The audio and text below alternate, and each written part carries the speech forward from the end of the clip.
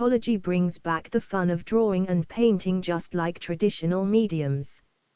If you master core fundamental skills in art, like you did with traditional mediums, you can draw easily with Paintology. Here are some drawings made with the Paintology app, using just 1 or 2 brushes.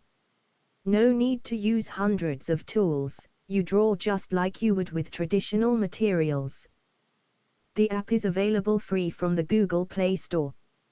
Once installed, you will have access to over 600 tutorials with super fun drawing exercises such as paint by numbers, learn digital drawing, the way it was meant to be.